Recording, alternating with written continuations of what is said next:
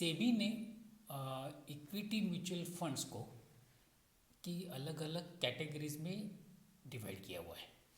जैसे कि large cap है, लार्ज कैप मिड कैप है, स्मॉल कैप है, सेक्टर वाइज है, सॉल्यूशन ओरिएंटेड है और मल्टी कैप भी है।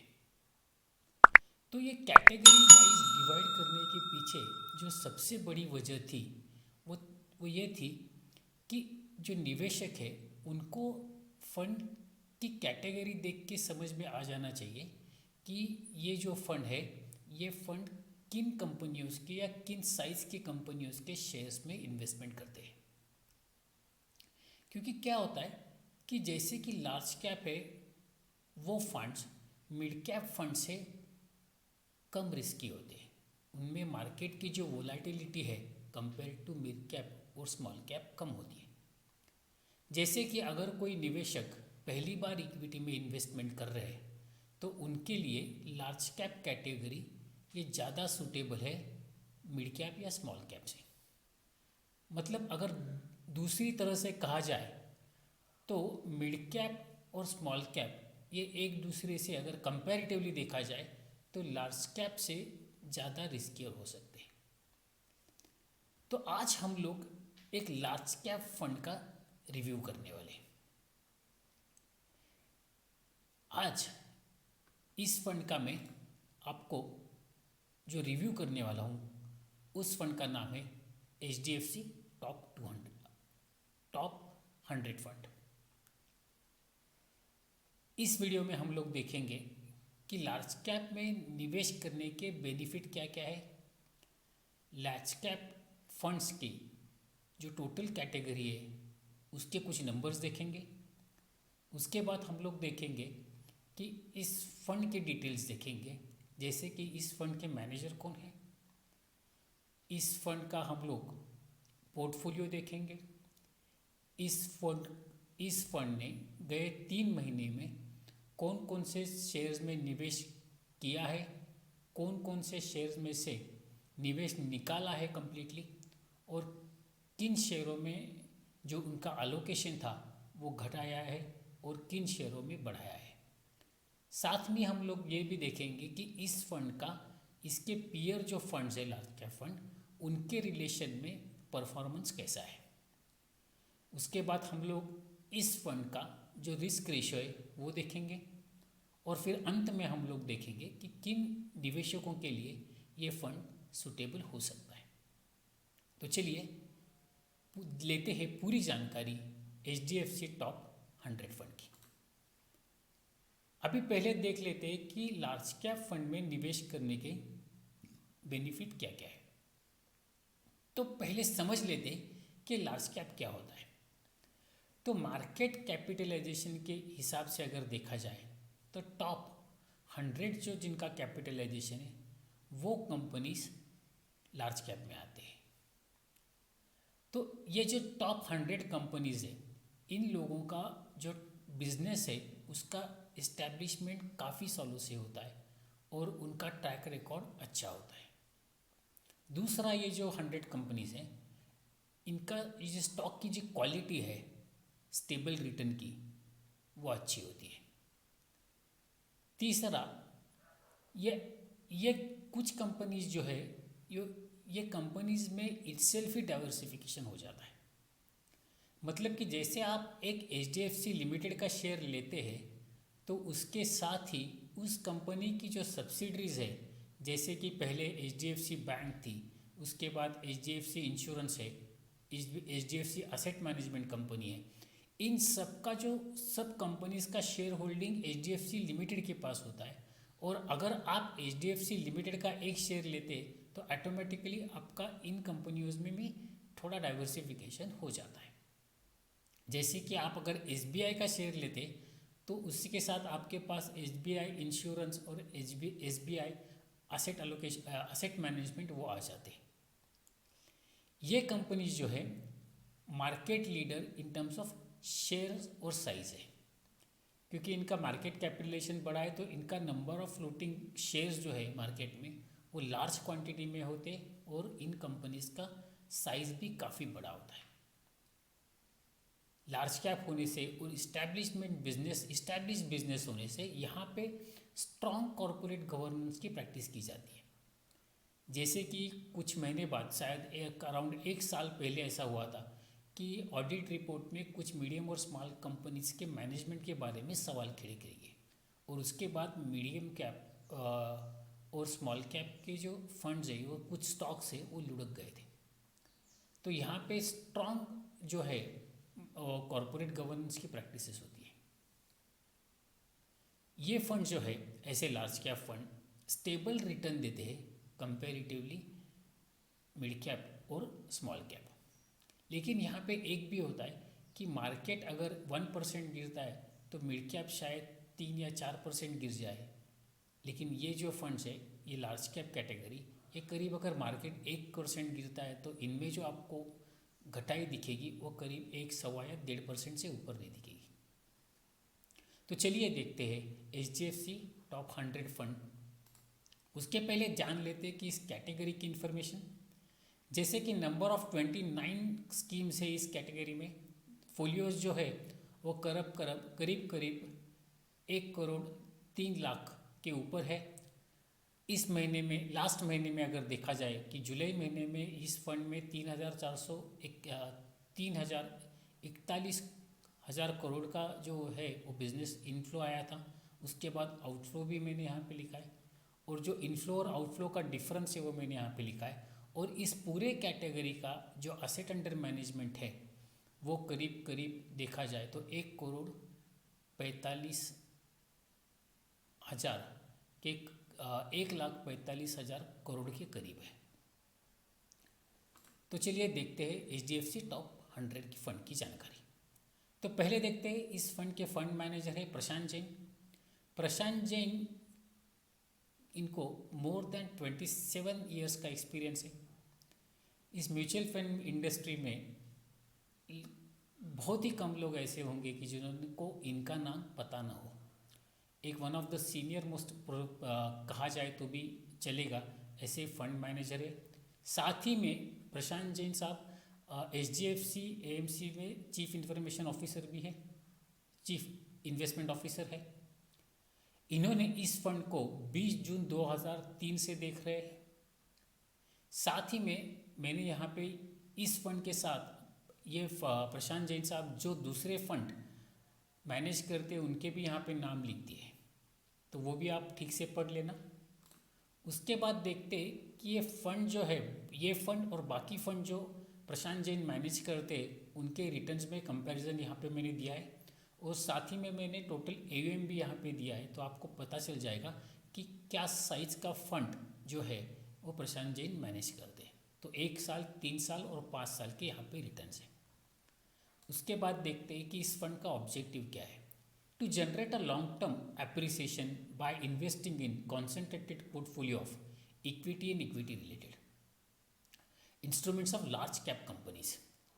ये फंड जो है 80%, मिनिमम 80 to 100% इन इक्विटीज़ और 0 to 20% इन डेब्ट में निवेश करता है। फंड फैक्ट्स देख लेते। इस फंड का जो AUM है वो 14,292.14 करोड़ का है एज ऑफ 28 अगस्त। क्योंकि AUM जो होता है वो एवरी डे चेंज होता है, इसके लिए मैंने यहाँ पे डेट लिख कर रखी है। डेट ऑफ इंसेप्शन जो है इस फंड की वो 11 अक्टूबर 1996 है। Benchmark index Nifty 100 TRI। अभी यहाँ पे एक चीज़ जो है वो बड़ी इंपॉर्टेंट है। काफ़ी लोग इस फंड में इन्वेस्टमेंट कर चुके हैं। एक टाइम पे ये fund one of the top fund था उनकी कैटेगरी में। अभी देखिए क्या हुआ कि 2018 में सेबी ने जब कैटेगराइजेशन किए फंड्स के कि लार्ज कैप, मिड कैप, जैसे मैंने शुरू में कहा, तो उससे पहले ये फंड का जो बेंचमार्क इंडेक्स था, ये फंड का नाम भी HDFC टॉप 200 था। तो टॉप 200 कंपनीज जो है उन कंपनीज में ये फंड निवेश करता था। ये कैटेगराइजेशन चेंज करने के बाद ये फंड अभी खाली टॉप 100 कंपनीज में जो है वो निवेश करता है कि जो कि लार्ज कैप कैटेगरीज में आते हैं। तो वहाँ से 2018 से एक्चुअली ये फंड का कहा जाए तो एक पुनर्जीवन या इनकारनेशन बोलते हैं वैसा हुआ है। तो ये फंड का पूरा के पूरा जो है 2018 तक जो पूरा था वो टॉप 200 कंपनीज में था, और उसके बाद इसको रिकैटेगराइज हो गया टॉप 100 कंपनीज में।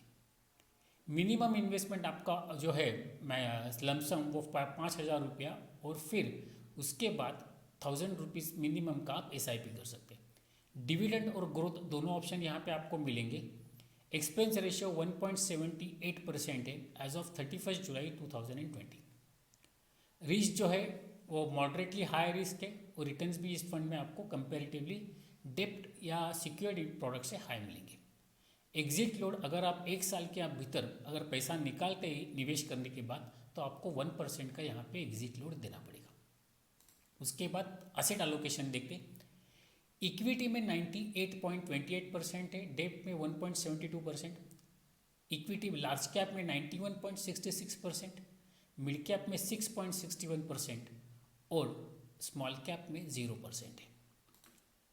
पोर्टफोलियो देख लेते हैं। यहाँ पे मैंने टॉप 10 जो कंपनीज है उनके नाम यहाँ पे लिखे, आप ये वीडियो पॉज करके ठीक से देख भी सकते हैं। तो टॉप 10 कंपनीज में जिनका इनका अलोकेशन है वो करीब 53.22% का है। उसके बाद यहाँ पे मैंने सेक्टर भी लिखा हुआ है, पूरी सेक्टर की लिस्ट दी हुई है कि किस किस सेक्टर में इनका अलोकेशन कितना है, और टोटल नंबर लगा के अगर पूरी जितनी कंपनीज है जिनमें इनका निवेश है वो 53 है। तो ये आंकड़ा भी जो है कि जैसे 100 में से एक 53 कंपनीज है, तो ठीक ठाक है, ओवर डाइवर्सिफिकेशन यहाँ पे नहीं हो रहा है। लेकिन अगर मैं कहूँ तो एक 40-45 के करीब जो होता है तो रिस्क तो बढ़ती है, लेकिन रिटर्न भी ऐसे जो फोकस्ड टाइप थोड़ा हो जाता है, तो वहाँ पे रिटर्न भी अच्छे आ सकते हैं। इस फंड ने लास्ट 3 महीने में क्या खरीदा है उसकी लिस्ट देख लेते हैं। यहाँ पे मैंने कंपनीज के नाम, उनकी इंडस्ट्री, शेयर्स की क्वांटिटी, वैल्यू और कितना % ऑफ नेट असेट उनका इन फंड, इन स्क्रिप्ट में, इन शेयर्स में निवेश किया है, यहाँ पे दिखा है। उसके बाद नेक्स्ट लास्ट 3 महीने में इस फंड से किन शेयर्स को कम्प्लीटली निकाला गया, वो है ग्रासिम इंडस्ट्रीज और टाटा केमिकल्स। उसके बाद चेंज इन अलोकेशन, यहाँ पे देखिए कि मैंने जिन कंपनियों का मैंने जुलाई में अलोकेशन कितना है वो लिखा है, और अप्रैल एंड में अलोकेशन कितना था वो लिखा है, और सामने मैंने % का चेंज दिया है। जहाँ पे ये % का चेंज पॉजिटिव है, इसका मतलब वहाँ पे अलोकेशन जो है या इन्वेस्टमेंट बढ़ाया गया है, और जहाँ पे निगेटिव है वहाँ पे इन्वेस्टमेंट घटाया गया है। तो ये भी लिस्ट काफ़ी बड़ी है, तो आप पॉज करके इस लिस्ट को अगर आपको थरोली फंड के बारे में जानना है तो आप देख सकते हैं। तो जो चेंज की लिस्ट है वो यहाँ पे कंटिन्यूड है। उसके बाद हम लोग देखेंगे कि परफॉर्मेंस विथ पेयर कंपैरिजन। देखिए फंड का कंपैरिजन जो है वो आप उसी कैटेगरी में करें तो बेहतर होगा, इसीलिए मैंने बेंचमार्क इंडेक्स कैटेगरी और बाकी जो स्कीम्स है, म्यूचुअल फंड स्कीम्स, उनका यहाँ पे आपको 1, 3 और 5 साल का जो रिटर्न है वो आपको कंपैरिजन के लिए यहाँ पे मैंने डेटा प्रोड्यूस किया है। साथ ही में मैंने जैसे मैं हमेशा कहता हूँ कि फंड का साइज़ कितना है वो फंड के परफॉर्मेंस को मैटर करता है, इसीलिए मैं यहाँ पे मैंने आपको फंड का साइज़ भी जो है वो आपको यहाँ पे दिखाया है। तो यहाँ पे देखिए कि जब किसी लार्ज कैप फंड का जो साइज़ है वो अगर 9 से 20 हज़ार के करीब के बीच में हो तो वो एक साइजेबल फंड अच्छा है। अगर 22-23 से ऊपर निकल जाता है तो थोड़ा ओवर साइज़ लगता है, और उससे कम साइज़ भी होता है तो थोड़ा छोटा हो जाता है। लेकिन खाली साइज़ पे मैटर नहीं करता, बाकी भी पैरामीटर्स आपको देखना उतना ही ज़रूरी है। तो यहाँ पे मैंने AUM भी लिखा है और 3 साल के रिटर्न भी लिखे। उसके बाद हम लोग देखेंगे इंपॉर्टेंट रेशियोज। ये रिस्क रेशियोज है, ये स्टैंड अलोन जब रिस्क रेशियो होते हैं ना, कि समझो एक ही फंड का स्टैंड अलोन रिस्क रेशियो अगर हमने देखा कि 21.67 है, तो उसको वो नंबर कोई मायने नहीं रखता। उसको ये रिस्क रेशियो है, ये ऑलवेज कंपैरिजन में मैटर करते हैं। तो यहाँ पे मैंने HDFC टॉप 100 के जो रेशियोज है वो यहाँ पे लिखे। उसके बाद मैंने सब फंड्स जो है कंपेयर जहाँ पे कर रहा हूँ मैं, उनके रेशियोज लिखे, और सबसे नीचे मैंने बेंचमार्क इंडेक्स का रेशियो यहाँ पे लिखा है। तो देखिए बेंचमार्क इंडेक्स का बीटा और अल्फ़ा नहीं है, क्योंकि जिस फंड का अल्फ़ा बीटा 1 है, इसका मतलब वो बेंचमार्क इंडेक्स अगर 15% नीचे गिर गया तो वो फंड भी 15% नीचे गिर जाएगा। तो बीटा जितना छोटा हो उतना अच्छा, और अल्फ़ा जितना ज़्यादा हो अच्छा। अल्फा अल्फा एन ए क्या होता है कि आपका फंड आप उसके बेंचमार्क इंडेक्स से कितना ज़्यादा रिटर्न दे रहा है। तो यहाँ पे अगर आप लोग देखेंगे तो गए 3 साल का ये डेटा है, और 3 साल का डेटा यहाँ पे मैंने बेंचमार्क का भी प्रोड्यूस किया हुआ है, और फिर मैंने यहाँ पे बाकी जो कंपैरिजन में फंड्स है लार्ज कैप कैटेगरी के, उनका भी यहाँ पे मैंने रेशियोज दिए हुए।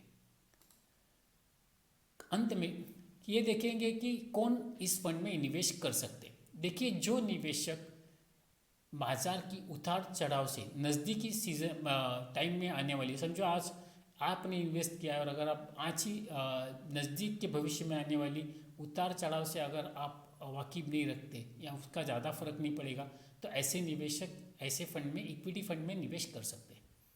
जो निवेशक उनकी इन्वेस्टमेंट जो है वो इन्फ्लेशन को बीट करना चाहते, वो निवेश कर सकते हैं। जो निवेशक 5 से 7 साल के रेंज में निवेश करना है, वो ऐसे फंड में निवेश कर सकते हैं। और जो निवेशक एक लॉन्ग टर्म के लिए प्लान करते, उनके पोर्टफोलियो में लार्ज कैप फंड्स एक कुछ परसेंट होना वाजिब है।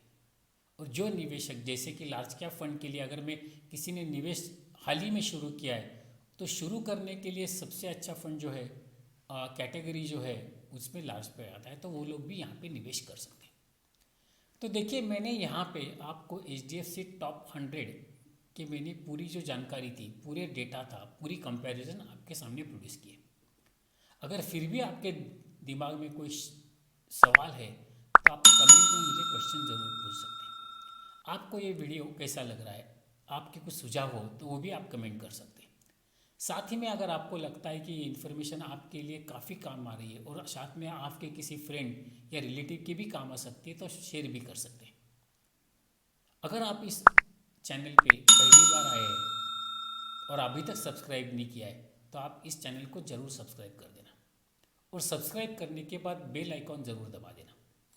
बेल आइकॉन दबाने से क्या होता है कि जब भी मैं कोई नया वीडियो बनाता हूँ तो आपको उसका एक अलर्ट मिल जाता है, तो आप कोई वीडियो मिस नहीं करते। Thank you very much.